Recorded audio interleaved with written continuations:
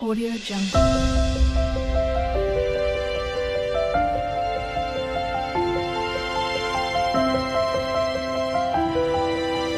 Audio Jungle.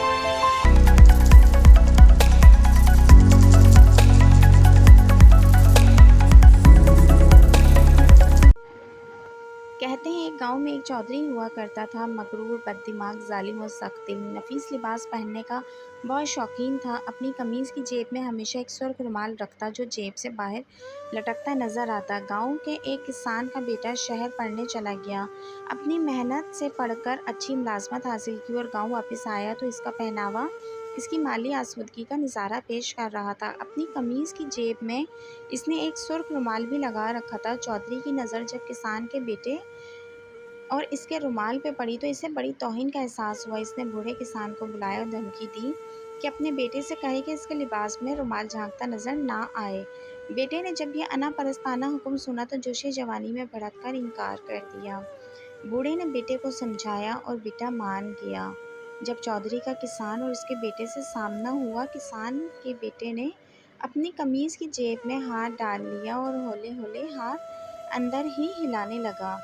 Chaudhary बात तो किसान से कर रहा था मगर इसकी आंखें बेटे की हरकत पे लगी थीं। चौधरी ने कहा, ओए जेब में क्या है? किसान के बेटे ने जेब से रुमाल निकाल लिया। चौधरी का गुस्से से बुरा हाल हो गया। इसने कहा, ओए जब मैंने मना किया था तो क्यों रखा रुमाल? किसान झट बोला, चौधरी जी वो तो आपने बाहर लटकाने से मना किया था। चौधरी ने गुस्से से कहा, खामोश रहो, तुम लोग जेब में भी रुमाल नहीं रखोगे, समझे? रुमाल लटकाना, इससे जेब में रखना सिर्फ और सिर्फ मेरा हक है। कुछ दिन बाद फिर चौधरी का सामना किसान और इसके बेटे से हुआ तो बेटे साहब ने फिर जेब में हाथ डालकर हिलाना शुरू कर दिया। चौधरी ने कहा, ओए मैंने मना किया था ना, जेब में रुमाल मत रखना। बेटे ने जेब उलट दी।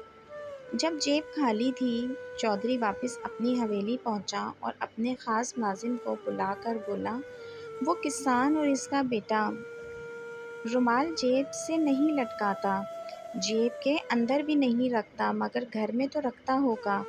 मेरे जैसा रुमाल किसी कमी मज़ारे के घर में है, मुझे बर्दाश्त नहीं। मुलाजिम बेचारा हक्का बक्का शक्ल देखने लगा।